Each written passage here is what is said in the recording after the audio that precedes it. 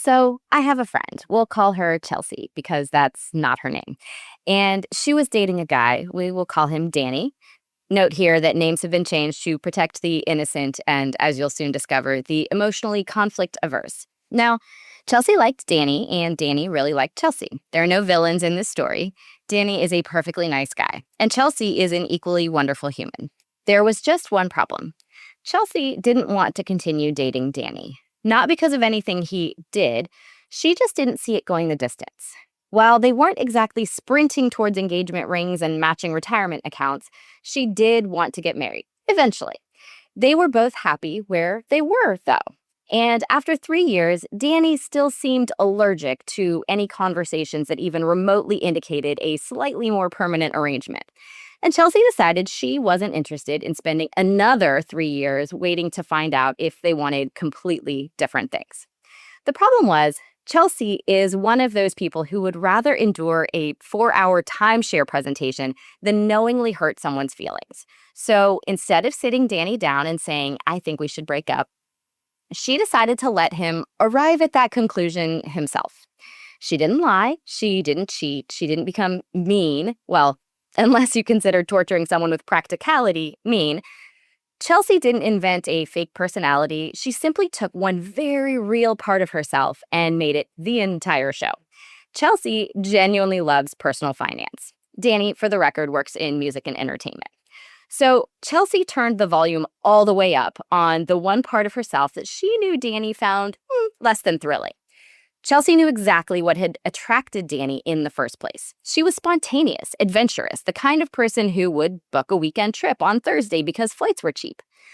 And Danny loved that about her. So Chelsea had a theory. If she became relentlessly practical, if every conversation suddenly sounded like the opening session of a financial planning seminar, maybe Danny would start imagining wedding bills and joint brokerage accounts and college 529s for as yet unnamed children.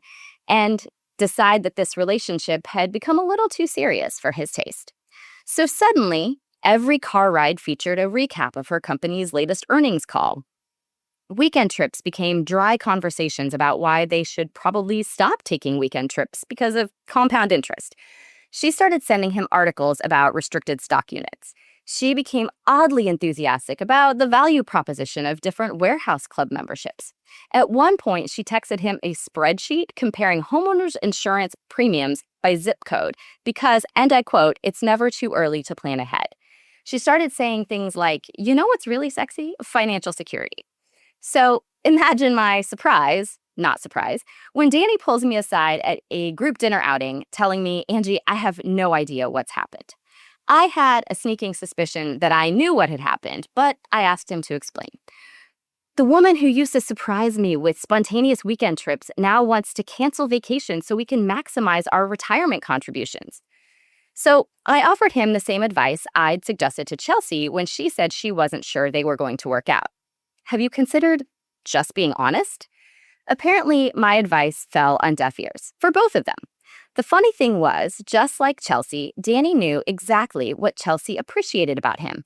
He had his life together. He cooked, he was dependable, he remembered birthdays. If something broke, he fixed it. So apparently Danny figured that if Chelsea suddenly looked like she was auditioning to become the chief financial officer of their future family, maybe he'd audition to be someone that she never wanted to build that future with.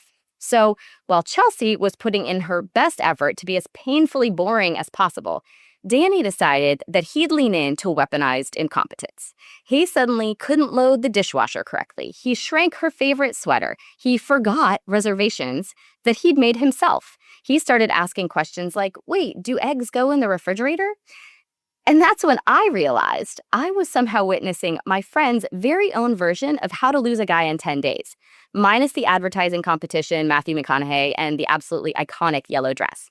So for about 3 weeks, I had front row seats to two perfectly wonderful adults playing what I can only describe as psychological chicken.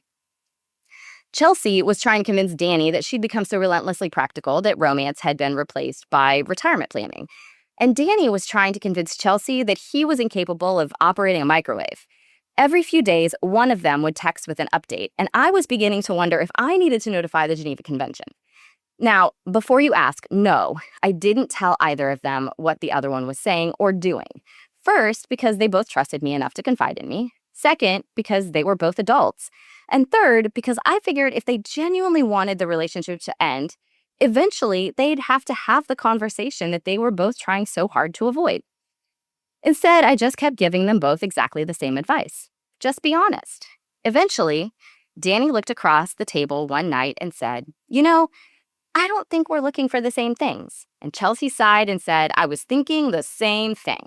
They hugged, they wished each other well, and they both walked away convinced they'd successfully engineered the end of a 3-year relationship without hurting the other's feelings. The funny thing is, they were both right. Kind of. So I'll ask you this. Was this manipulation? Or was it something else? You probably have an opinion on this, but I'm about to complicate it. Welcome to the Unknown Knowns, where intuition meets tradecraft. I'm Dr. Angela Lewis, and this is a space for people who think for a living. Intelligence professionals, leaders, and decision makers navigating complexity, uncertainty, and imperfect information in a fast-paced world. Each week, we'll explore how intuition, bias, and judgment shape the way we make sense of complexity and how to get better at it. Today's episode is about the ecosystem of influence, the surprisingly broad spectrum of ways we shape one another's thoughts, decisions, and behavior, from education and advocacy to persuasion, negotiation, collaboration, manipulation, politicization, and ultimately coercion. Along the way, we'll examine why our brains are so wonderfully and sometimes frustratingly susceptible to all of them, and why understanding the difference may be one of the most important skills that we can develop. Now, on a previous episode, I had the privilege of sitting down with the legendary Daryl Blocker, and during our conversation, Daryl made an observation based on his decades of experience in recruiting and handling human sources. He said that, in his experience, women often make exceptional case officers because they're highly observant, empathetic, and remarkably good at reading people. But he also added that those same qualities can also make women exceptionally good at manipulation, which got me thinking. What is manipulation? Is it simply getting someone else to do what you want? If that's true, is teaching manipulation? Is parenting? Is leadership? Is sales and marketing? Is negotiation? What about advocacy or diplomacy or intelligence operations? Is there something fundamentally different about manipulation that makes it ethically distinct? The more I thought about it, the more I realized we tend to throw a whole collection of semi-related but objectively different human behaviors into one bucket. So I started digging in on what I'll refer to as the spectrum of influence. I looked into the psychology and really the philosophy of manipulation. And like intelligence, manipulation doesn't actually have a universally accepted definition. Philosophers, psychologists, economists, and ethicists have been debating this for decades. In fact, philosopher Robert Nagel points out that there are really two entirely different questions hiding inside the word manipulation. The first is what he calls the identification question. What actually counts as manipulation? The second is the evaluation question. When, if ever, is manipulation morally wrong or morally right? Before we can decide whether manipulation is ethical, we first have to agree on what manipulation actually is. And as it turns out, that's much harder than it sounds. So let's imagine a continuum. On the one end, you have education. On the other, you have coercion. Arguably, everything else falls somewhere in between. In education, the objective is generally pretty transparent. The learner knows your goal, and they maintain agency. They're free to disagree. Now, of course, there are grades and other outcomes involved that may or may not incentivize the learner to apply themselves to a greater extent. But they are not being coerced, despite how many students might feel.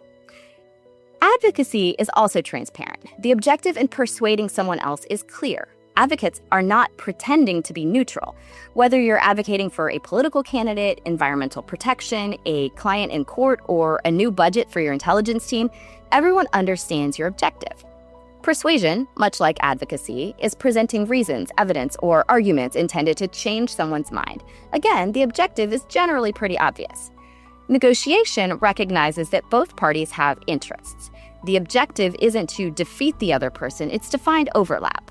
For effective negotiation, there has to be some level of transparency. There may be some issues or positions that are kept hidden, but in order to achieve an agreed-upon outcome, there has to be an understanding of each side's red lines and clear objectives.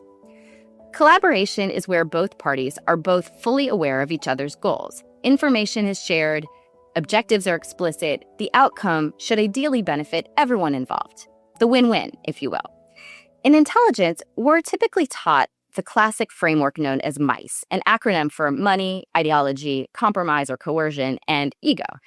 Those are the broad categories for motivations that might lead someone to cooperate with an intelligence service.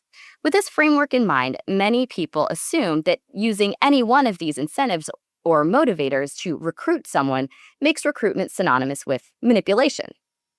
But let's dive a little deeper and evaluate that assumption.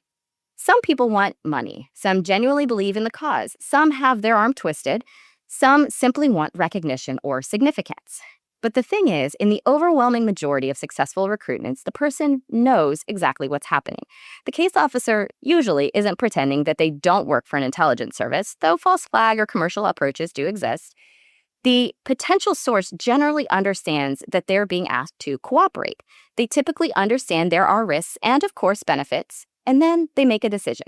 Importantly, there is agency and some level of transparency. Do deceptive and or coercive recruitment operations occur? Sure. But a classic developmental recruitment often looks much more like negotiation than manipulation. Both people understand the objective, both people have interests, both people are deciding whether and how those interests align. Which raises an interesting question. If both parties understand the objective and freely choose to participate, is that manipulation? Or is that simply influence? At what point does influence become manipulation? Maybe that influence is actually persuasion, negotiation, or collaboration. If simply changing someone's mind isn't enough to make something automatically qualify as manipulation, what is?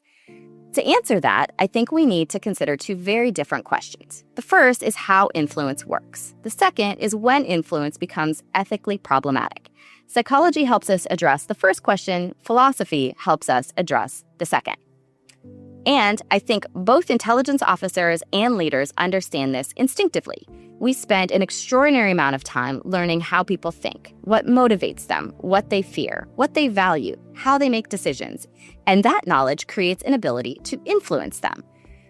But having the ability doesn't answer the ethical question of whether or how we should use it. Which is why it's important to separate influence from manipulation.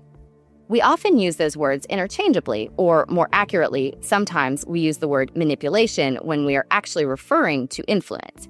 And obviously, they're not the same thing. Influence is a broader category. It simply means changing another person's thinking or behavior. Parents influence, teachers influence, friends influence, leaders influence, analysts influence. Influence itself isn't good or bad. Manipulation is just one possible way influence can occur. If we fail to distinguish between them, we end up labeling almost every attempt to change someone's mind as manipulation, and that's not particularly helpful. Now, so far, this continuum probably feels fairly intuitive. Education, advocacy, persuasion, negotiation, collaboration, influence. None of those words tend to make us particularly uncomfortable. But then we arrive at manipulation, and suddenly things become a little less clear, which raises the question of what actually makes manipulation different from every other form of influence. Is it the outcome, the intent, the tactics, or something else entirely? Although there's no single universally accepted definition, we generally consider manipulation to be when someone intentionally shapes another person's decisions while obscuring their own objectives or exploiting predictable features of human psychology. In this broad definition, transparency has begun to disappear and agency starts to erode. Imagine this. Tanya wants to do Y. Irving wants Tanya to do X. He's already tried giving her good reasons. It doesn't work. So now, what are his options? He could guilt her, charm her, make her doubt herself, appeal to peer pressure, do her a favor first, make her afraid, gaslight her, emotionally blackmail her. We call every one of those manipulation, but we certainly view each of them a little bit differently. So at first glance, we might argue that manipulation is defined by intent. After all, Irving clearly wants Tanya to do something she wouldn't otherwise choose. But here's the problem with defining manipulation by intent alone. Teachers intend to change minds as they share new knowledge. Parents intend to shape behavior as children grow. Therapists intend to help people think differently. Leaders intend to inspire. Negotiators intend to reach agreement. Intelligence analysts intend to influence decisions, and in the vast majority of those scenarios, the influence is in the best interest of the person being influenced, though it can also be in the best interest of the one doing the influencing. A teacher gets paid for being an effective teacher. Parents are considered successful when they raise well-adjusted children. Everyone has intentions, so intent alone can't be enough. So perhaps manipulation isn't defined by why we're trying to influence someone. Maybe it's defined by how we do it. What's fascinating is that philosophers don't even agree on why the examples in the Tanya and Irving vignette, guilt, charm, self-doubt, peer pressure, indebtedness, fear, gaslighting, and blackmail, are manipulation. There are at least 3 major schools of thought, but broadly speaking, they center around 3 things: whether manipulation is defined by how we think, how we're influenced, or how we're treated. The first school of thought argues that manipulation works because it bypasses reason. Instead of engaging our deliberate thinking, it exploits shortcuts, heuristics, emotions, and unconscious mental processes. That immediately brings us to the work of psychologists Daniel Kahneman and Amos Tversky. Their research showed that human beings don't make decisions like perfectly rational computers. We rely on mental shortcuts. Most of the time, these shortcuts are incredibly useful. Sometimes they're remarkably predictable and thus exploitable. Manipulation is often described as influence that is neither coercion nor rational persuasion. But is every influence that isn't coercion or rational persuasion then considered manipulation? Philosophically, there seem to be 2 key questions. First, what counts as manipulation? And second, when is it morally wrong? Which is difficult because before we can determine whether manipulation is unethical, again, we still have to agree on what it actually is. There is obviously so much more to unpack about the complicated line between influence and manipulation. So join me next week for part 2, when we'll return to Chelsea and Danny and try to finally answer the question at the center of all of this. When is something manipulation and when isn't it? Thanks for listening to The Unknown Knowns. If this episode made you think or rethink, share it with a colleague or friend who's ready to level up their tradecraft. Subscribe so you don't miss part 2. And until next time, stay curious, stay grounded, and keep turning intelligence into impact.